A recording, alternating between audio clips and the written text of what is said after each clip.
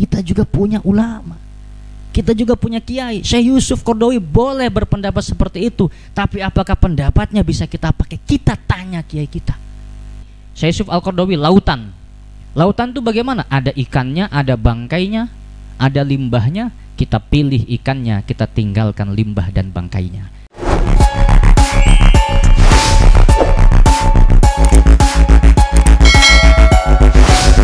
Berikutnya kepada perwakilan Mahasantri, silahkan. Bismillahirrahmanirrahim. Assalamualaikum warahmatullahi wabarakatuh. Waalaikumsalam warahmatullahi wabarakatuh. Yang saya hormati kepada Nangguruta Kiai Haji Abdul Latif Busyra, dan yang saya hormati kepada dua kiai yang selaku pemateri pada hari ini. Saya sebagai Mahasantri Latifiyah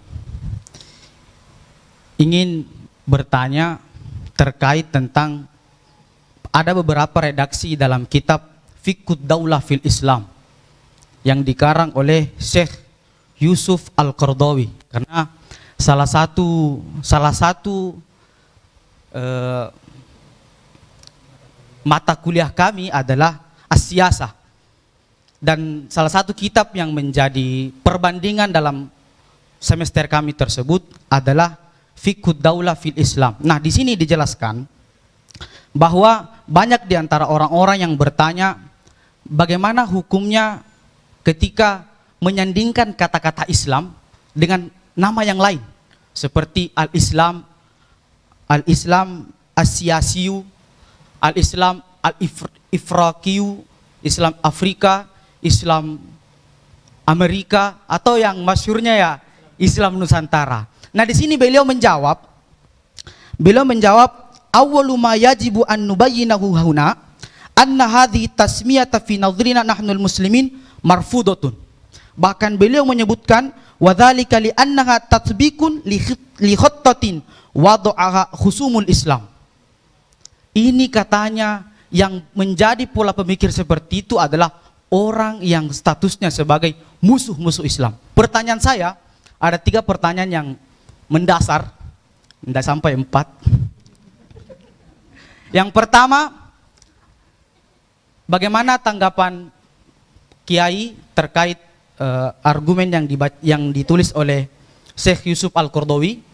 Kemudian yang kedua, bagaimana sebenarnya Islam Nusantara itu?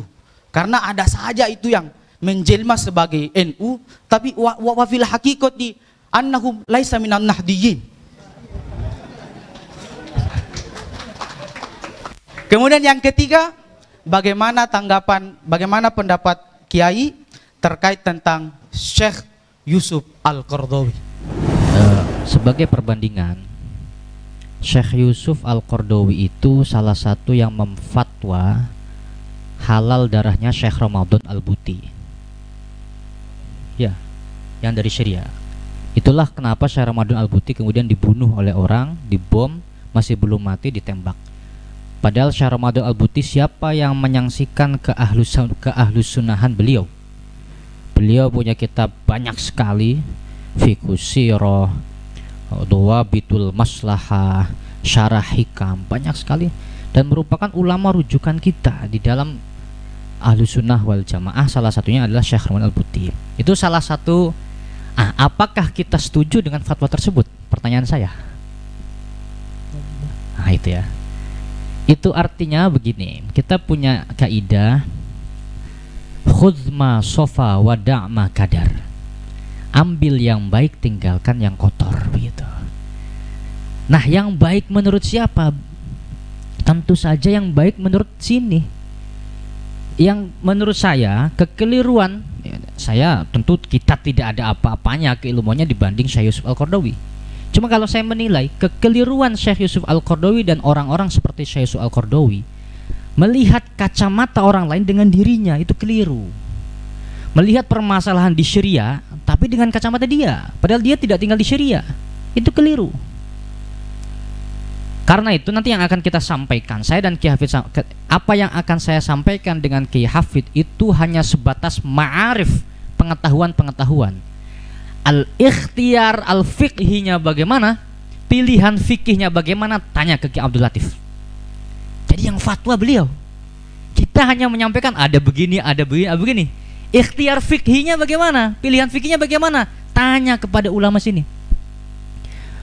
Makanya Imam Al-Qarrafi pernah bilang, wala tajmud alal masturi fil kutubi tula umrika, bal idza ja'aka rajulun min ghairi ahli iqlimika yastaftika fala tujrihi bi urfi baladika was'alhu an urfi baladihi wa ajrihi bihi wa aftihi alaihi dunal muqarrar fi kutubika wa duna urfika fa hadza huwal haqqul wadih wal jumud fil manqulat dolalun fid din wa jahlun bimaqasidi ulama'il muslimin was salafil madin. Itu jadi fas'alhu an urfi baladihi, tanyalah apa yang menjadi pegangan adat istiadat di tempat tersebut. Sama, kalau kita ingin bertanya Islam Nusantara, tanya ke ulama NU, apa sesungguhnya maksud dari Islam Nusantara. Jangan tanya ke ulama lain. Kalau kita tanya ke ulama Timur Tengah, Syekh di Indonesia ada Islam Nusantara, ya pasti mereka nggak kenal. Tapi tanyalah kiai-kiai yang menyuarakan atau mengaspirasikan atau menginisiasi istilah Islam Nusantara begitu. Tanya kepada mereka, apa itu Islam Nusantara itu? Misalkan begini ya, di Indonesia ini kita pakai sarung, pakai peci, begitu kan ya. Di Indonesia, coba gini, secara fikih, akikoh itu bagusnya ngundang orang atau tidak ngundang orang? Tidak ngundang orang, dibagikan. Di Indonesia ngundang orang, bagaimana? Nah, karena itu tadi dijelaskan oleh Kiai Hafidh, ada fiqhul hal, fiqhul ma'al, wal ma'alat mu'tabaroh syar'an, kata para ulama. Jadi mempertimbangkan dampak di masa depan itu diperhitungkan dalam agama. Ulama Indonesia sudah memperhitungkan ini makruh ngundang orang, tetapi untuk pertimbangan ma'al kita ngundang orang biar terjalin silaturahim. Kurban pakai sapi boleh enggak? Boleh, tapi di Kudus tidak bisa kalian. Iya kan? Di Kudus tidak ada kurban pakai sapi karena awalnya Sunan Kudus menghargai pemeluk agama Hindu, karena itu tidak kurban sapi tapi kurban kerbau. Nah, di Kudus kurban kerbau itu Islam Nusantara. Ya kan? Kita pakai sarung Islam Nusantara, zakat pakai beras Islam Nusantara. Nah, karena itu menurut saya Mas, kita kembalikan saja ke jurumiyah itu. Idofa itu ada makna apa? Kan itu, ada makna fi, ya kan? Ada makna min, begitu kan?